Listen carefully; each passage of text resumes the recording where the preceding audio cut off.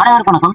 கோயம்புத்தூர் மாவட்டம் சூலூர் அருகே 9 வயது சிறுமி பாலியல் வன்கொடுமைக்கு உள்ளாக்கப்பட்டது ஒட்டுமொத்த தமிழகத்தையும் அதிர்ச்சிக்கு உள்ளாக்கி இருக்கு. அது குறித்து தமிழக வெற்றி கழக அமைச்சரிடம் கேட்கும்போது அவர் அதற்கு அளித்த பதிலையும் தமிழக காவல்துறை என்ன நடவடிக்கை எடுத்தது என்பது பற்றி இந்த காலத்துல நம்ம தெளிவா பார்க்க போறோம். இது உங்கள் களம், நான் உங்கள் பரத்.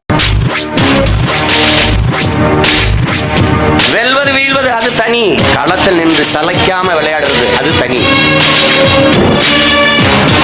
கோயம்புத்தூர் மாவட்டம் சூலூர் அருகே கண்ணம்பாளையம் என்ற ஊர்ல சரியாக 6 மணி அளவில் ஒரு சிறுமி விளையாண்டு கொண்டிருக்கிறாங்க. அவங்க பெற்றோர்களும் பார்த்துட்டு இருக்காங்க. அப்போ ஒரு அரை மணி நேரத்துல அந்த சிறுமி திடீர்னு காணாம போயிடுறாங்க. உடனே பெற்றோர்களும் அருகில் இருக்கிற சூலூர் காவல் நிலையத்துல புகார் அளிக்கிறாங்க. காவல்துறையும் விசாரணை மேற்கொள்ள ஆரம்பிக்கிறாங்க. அந்த இரவு மே 21 இரவு முழுக்க போராட்டங்கள் நடைபெறுது. குழந்தைய காணோம் அப்படின்னு சொன்னோன்னே அக்கம் பக்கத்துலாம் ஒன்று சேர ஆரம்பிச்சிட்டாங்க உறவினர்கள்லாம். இது அந்த நாள் இரவு முழுவதும் போராட்டம் நடந்து கொண்டிருக்கிறது. அடுத்த நாள் காலை மே 22 காவல்துறையினருக்கு ஒரு அதிர்ச்சி செய்தி வருது. என்னன்னா, கண்ணம்பாளையம் என்ற ஊர்ல ஒரு குளத்துமேடு ஏரிக்கரை இருக்கு. அந்த ஏரிக்கரையில குழந்தை சடலமாக கிடக்குறாங்க அப்படின்னு சொல்லி ஒரு இன்ஃபர்மேஷன் வருது. உடனே காவல்துறை அங்க போய் சோதனை மேற்கொண்டு குழந்தையை பிணமா மீட்டெடுக்கிறாங்க. உடனே பாலியல் ரீதியா மேற்படி ஏதாவது அந்த குழந்தை பாலியல் ரீதியாக துன்புறுத்தப்பட்டிருக்கா அப்படிங்கிறத செக் பண்றதுக்கு மருத்துவமனைக்கு பிரேத பரிசோதனைக்காக அனுப்பி வைக்கிறாங்க. போஸ்ட்மார்ட்டம் ரிப்போர்ட்டும் வருது. அந்த குழந்தை மிக கொடூரமான முறையில பாலியல் வன்கொடுமை செய்யப்பட்டு உடல்கள் சிதைக்கப்பட்டு கொல்லப்பட்டிருக்கு அப்படிங்கிறது தெரிய வந்திருக்கு. இதை கேட்ட பெற்றோர்கள் அந்த குழந்தையின் பெற்றோர்களும் உறவினர்களும் கொந்தளிச்சு இதுக்கு அந்த குற்றவாளிகளை உடனடியா தூக்கிலிடணும் அப்படின்னு சொல்லி தமிழக காவல்துறைக்கும் தமிழக அரசுக்கும் கோரிக்கை வச்சிருக்காங்க. இந்த குற்றத்தை செஞ்சது யாருன்னு பார்த்தா அதே தெருவில் இருக்க பக்கத்து வீட்டுக்காரனா கார்த்திக் அப்படின்ற நபர். இந்த கார்த்திக் யாருன்னா அந்த குழந்தையினுடைய அப்பாவோட நண்பர். பிளான் பண்ணி தான் பண்ணியிருக்காங்க. அந்த நண்பர் கார்த்திங்கிற நண்பரும் அவருடைய நண்பன் மோகன்ராஜ் என்ற இந்த இருவரும் இந்த குழந்தையை பாலியல் ரீதியா துன்புறுத்திருக்காங்க அப்படிங்கிறது அவங்களுடைய ஒப்புதல் வாக்கு மூலமா இந்த கார்த்திக் மோகன்ராஜ் அப்படிங்கிற இருவருடைய காவல்துறை விசாரணையில ஒப்புதல் வாக்கு மூலமா அவங்க தெரிவிச்சிருக்காங்க. இதுல ஒரு அதிர்ச்சி செய்தி என்னன்னா, அவங்க இருவரும் அவங்க பெற்றோர்களோட அந்த குழந்தையினுடைய பெற்றோர்களோட சேர்ந்து குழந்தைய தேடுதல் வேட்டையில ஈடுபட்டிருக்காங்க. அப்ப அது வரைக்கும் அவங்க பண்ணது யாருக்குமே தெரியாது. அதுக்கப்புறம் காவல்துறை தீவிர விசாரணை மேற்கொள்ள ஆரம்பிக்கிறாங்க. அப்பதான் ஒரு இடத்துல சிசிடிவி கேமரா, கண்காணிப்பு கேமரா மூலமா காவல்துறைக்கு தெரிய வந்திருக்கு. என்ன பண்ணியிருக்காங்கன்னா, இந்த குழந்தைக்கு சாக்லேட் மிட்டாய் கொடுத்து அந்த குழந்தைய இருசக்கர வாகனத்துல அழைச்சிட்டு போய் இந்த மாதிரியான பாலியல் தொல்லை கொடுத்து குழந்தைய கொண்டிருக்காங்க அப்படிங்கிறது காவல்துறைக்கு தெரிய வந்திருக்கு. தொடர்ந்து அந்த பகுதி மக்கள், உறவினர்கள், பெற்றோர்கள் எல்லாம் போராட்டத்தில் ஈடுபட்டிருக்காங்க. காவல்துறையை இவங்க இருவரையும் கைது செஞ்சு சூலூர் காவல் நிலையத்திற்கு அழைச்சிட்டு போயிருக்காங்க. இந்த சம்பவம் குறித்து தமிழக வெற்றி கழக அமைச்சர் கீர்த்தனா அவர்கள்ட்ட கேட்கும் பொழுது அவங்க சொன்ன பதில் இந்த மாதிரி இருக்குன்னு நீங்களே பாருங்க. அந்த கோயம்புத்தூர் சம்பவம் தமிழ்நாட்டை ஒரு பரபரப்பாக இருக்கு. ஒரு பெண்ணா நீங்க அதை என்ன எப்படி அந்த சார் இது இப்போ அட்மினிஸ்ட்ரேட்டிவ் ரிலேட்டடா பேசுவோம் சார். பொலிட்டிக்கல் ரிலேட்டடா 6 o'clock பொலிட்டிக்கல் ரிலேட்டடா கேட்கல, பாலியல் சம்பந்தமா நடந்திருக்கிறதுனால ஒரு பிரச்சனை. ஒரு பெண் என்ற முறை நீங்க அந்த வழக்கு எப்படி பாக்குறீங்க? அதுக்கு என்ன மாதிரி நடவடிக்கை எடுத்துருக்கீங்க உங்க அரசு தாவேக்கா அரசு? தலைவர் என்ன முடிவு எடுத்தாலும் கரெக்டா இருக்கும் சார். என்கிட்ட அட்மினிஸ்ட்ரேட்டிவ் ரீதியா கேள்வி கேளுங்க, பாலிடிக்ஸ் ரீதியா கேட்காதீங்க அப்படின்னு சொல்லியிருக்காங்க. இதே தேர்தலுக்கு முன்பு ஒரு பிரச்சாரத்தின் போது பெண்களுக்கு பாதுகாப்பே இல்லை, எனக்கு ஒரு டைம் வாய்ப்பு கொடுங்க அப்படின்னு இவங்க சொல்லியிருப்பாங்க. ஆனா அவங்களும் ஒரு பெண் தான், பெண்ணுக்கு இந்த மாதிரியான சம்பவம் நடந்திருக்கு. அப்படிங்கும்போது இவங்க ஏன் இப்படி பண்ணாங்க, சிரிச்சுட்டு பதில் சொல்லியிருக்காங்க. அது ரொம்பவே தமிழ்நாட்டு மக்களிடையே ஒரு பரபரப்பை ஏற்படுத்தி இருக்கு. தமிழக வெற்றி கழகம் ஆட்சிக்கு வந்தா சிங்கப்பெண் அதிரடிப்படை உருவாக்கப்படும், பெண்களுக்கு பாதுகாப்பு உறுதியா வழங்கப்படும் அப்படின்னு திரு முதலமைச்சர் விஜய் அவர்கள் தேர்தலுக்கு முன்பு வாக்குறுதி அளிச்சிருந்தாரு. ஆனா இப்ப இந்த சிங்கப்பெண் அதிரடிப்படை என்ன பண்ணுது அப்படின்றது யாருக்குமே தெரியல. தொடர்ந்து திமுக அதிமுக ஆட்சியிலே ஆகட்டும் இந்த பாலியல் குற்றங்கள் நடந்துட்டு தான் இருந்தது. திமுக 2 வயசு சிறுமியை கூட திமுக நிர்வாகி ஒருத்தன் பாலியல் தொந்தரவு கொடுத்து கொண்டுட்டான் அப்படிங்கிற செய்தி வந்துச்சு. தொடர்ந்து இந்த ஆட்சியிலையும் வந்து பாலியல் குற்றங்கள் அதிகரிச்சுட்டு தான் இருக்கு.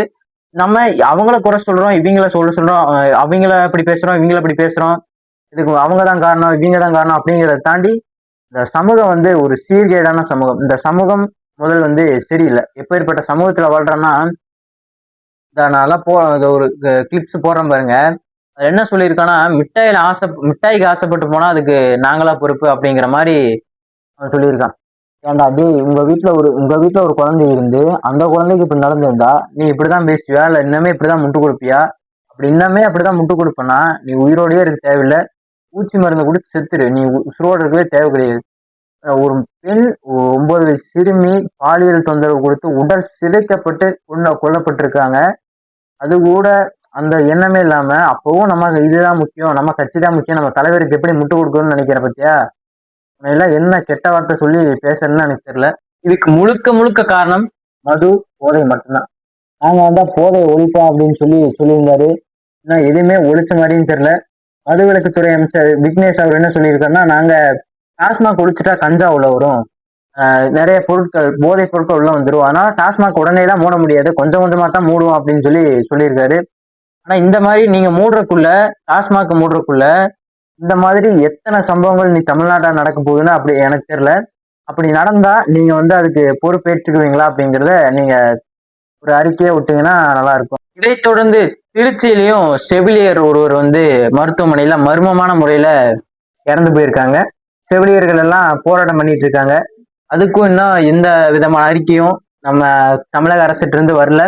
செவிலியர்கள் எல்லாம் ஒன்னா சேர்ந்து போராட்டம் பண்றதுக்கு ஆரம்பிச்சிட்டாங்க.